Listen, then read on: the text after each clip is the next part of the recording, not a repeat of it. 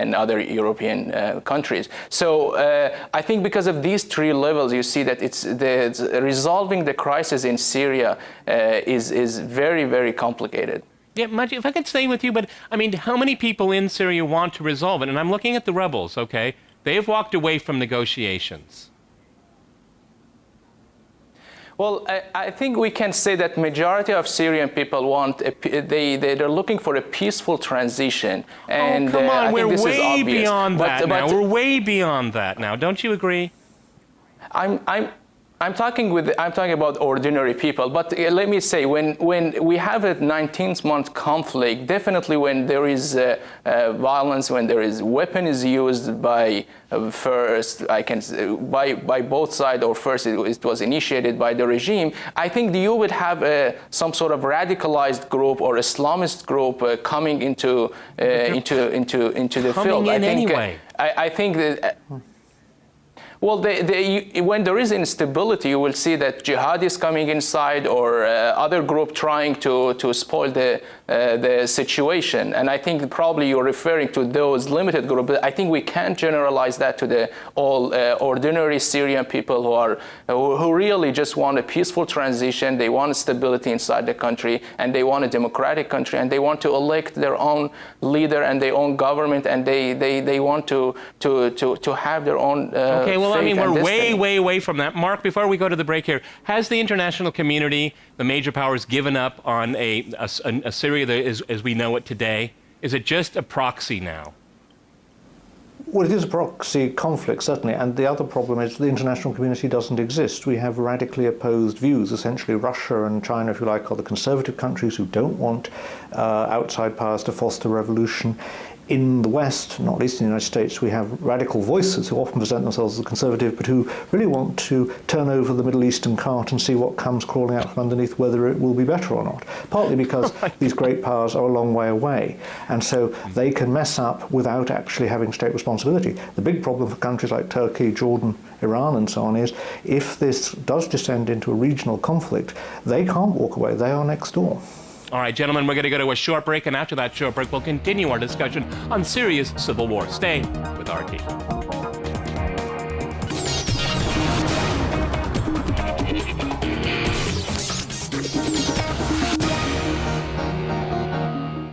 Okay, I'd like to go back to Fadi in London. You know, I find it really quite curious, if not hypocritical, that a lot of Western media criticizes Syria for violating Turkey's territory and sovereignty, but it's Syria's territory and sovereignty that's being violated all the time. But no one likes to talk about that. Go ahead. I think it's quite normal in the Middle East to have double and triple standards, but that's something usual. In the case of, for example, Turkey normally complained that the Kurdistan Workers' Party, or the PKK, which is currently located in the mountains of northern Iraq, infiltrated into Turkey, and used to complain about that to Iraq, and especially the Iraqi Kurdish leadership, quite substantially.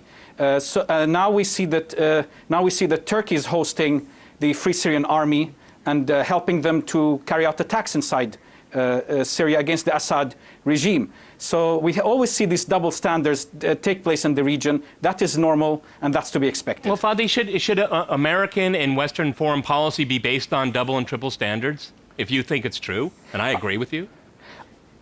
I think that foreign policy is based on national strategic interests. And what the United States and Europe are doing is in their strategic interests. Similarly, Russia is acting in its strategic interests, and China.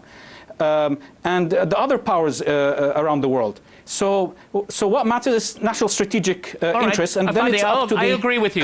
So what is Saudi Arabia's national interest here? Explain to me. To spread jihadism? I think that there is increasingly a sectarian dimension to foreign policy in the region, whether it's Turkey and its regional Arab allies. That's quite evident. But each country acts in its strategic interests. Unfortunately, those strategic interests are clashing, and we're seeing the consequences in Syria. Okay, Majid, what do you think about that? Okay, whose national interests are being served here? Okay, what are American national interests here?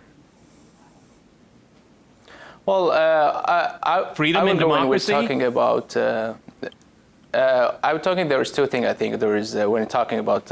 I'm just going back to the Turkey. When talking about there is national honor and there is national interest. I mean, Turkey's national honor is that when it's it's let's say, attacked by Syria, when its jet was shut down by Syria, it wants to show that it's protecting its own people, and it will send its army to the border. But there is national interest. There is if they intervene in Syria, and if Syria turned into a protracted or long civil war for years, then they would have to take responsibility for that. And there is also, I would mention, there is also the economic dimension to this. If Turkey intervened in Syria, and that would damage its economy, that might spoil its reputation among the Arab street also. So I think this dimension of national interest sometimes coalesce with the national honor of the country. Okay, Marco, well, how much is Iran playing in this here? I mean, the United States and Saudi Arabia. Again, Syria is a proxy. It's a way to get something done, okay? They don't care about the Syrian people. I'm sorry, they don't.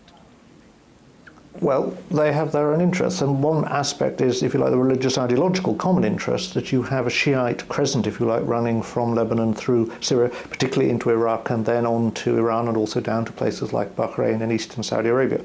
And there is a kind of religious civil war. It's not just a war between Democrats and dictators, but there is also a Sunni-Shiite conflict.